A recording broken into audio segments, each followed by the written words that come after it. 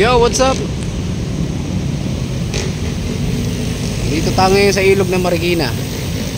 Dito sa Marikina River. Yan.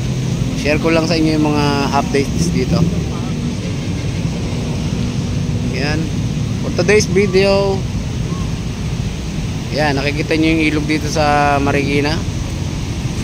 Yan, as you can see, nakikita nyo yung release ng LRT2. At ayan, sa harapan nyo yung SM Marikina. Yan po ang update dito ngayon. Mataas na yung tubig. Lapit tayo konti. Ayun, daming basura. Grabe, mga water lily. Yan nga pala yung tulay ng Marcos Bridge. Yan, nagdudugtong ng papunta ng Cubao, Quezon City, at papunta ng Antipolo. Lahat papuntang Taytay, papunta ng Infanta, Ogyo, Padilla. Ayan. Ayan yung project ng gobyerno. Yung ginagawang dredging, hanggang dun yan. Ang tagal na project na yan. Pero yan, as of now, nakatulong siya. Lalo sa mga pagla-landslide. Yan. Siya yung nagsisilbing nagpo-protect dyan sa mga dyan, gilid-gilid, para hindi umuka yung lupa.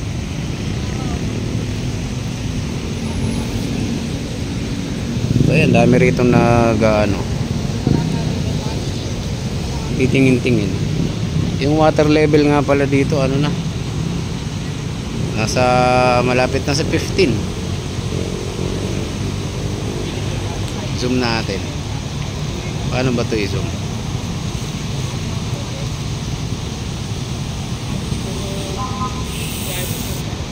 Ayan, no?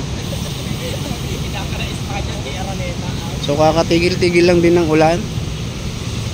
Ang ibang ahensya nga pala ng ngayon, gobyerno, cancel na rin. Pati yung mga estudyante, all level, mag-cancel na. So ayan, walking tayo dito. Ang dami rin nagbibideo rito.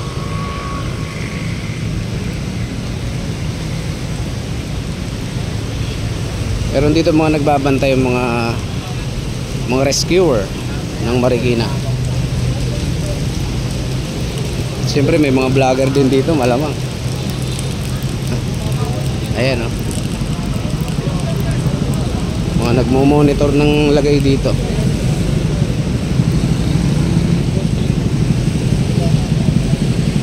Dito malapit na pala rito.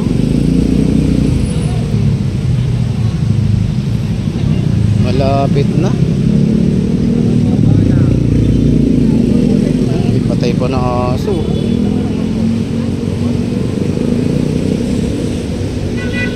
So ayan, meron ditong taga Pasig, Barangay Santolan, nagmumonitor din. Ay, yung level ng tubig, kita nyo, yun. So pag umangat ng 16 to 17 yan, naka heightened alert na dito. Wala nang pwede makadaan kasi lubog na yan. So ayan, ang dami mga basura. Ayun, grabe yung alon dun. May mga nakabarayan, malamang na mga ba't ibang klaseng sanga. Ayan, umabot na siya rito. So kaya nilagyan na ng harang yan dyan. Bawal na.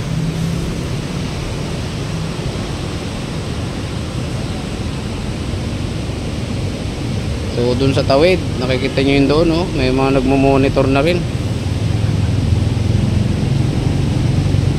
Grabe.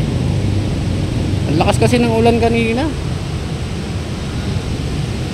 Yung mga tubig na yan, tsaka mga water lily na yan, galing po yan dun sa mga karatig barangay niya. Like for example, dun yung nagsisimula sa Wawa, sa may Barangay San Rafael, Rodriguez Rizal. Tapos Sunod na sa may San Jose, papunta na ng gitnang bayan, San Mateo, yan, Nangka, hanggang makarating na rito yan. So ayan, hanggang makarating na yan dun sa Pasig.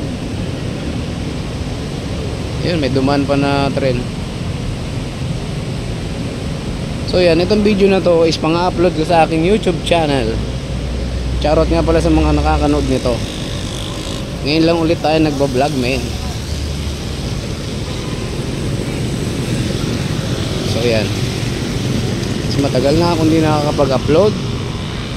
So total ngayon nag half day ang aking trabaho ay napadaan ako rito at pauwi na rin naman ako. So yan, ano na rin tayo, nag take ng video. Ba tayo dadaan? Dito na lang. Grabe oh, ang bilis lumakas ng tubig. So ayan, napakadilim pa rin ng Kalingitan. Lamang di pa tapos ang ulan.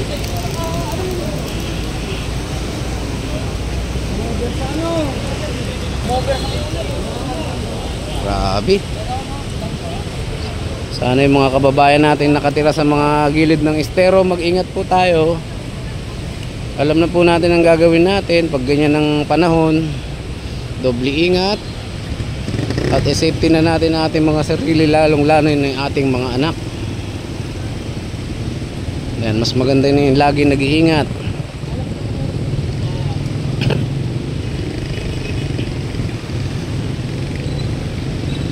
So hanggang dito na lang ang aking video. Ayan, layo ng nilakad ko.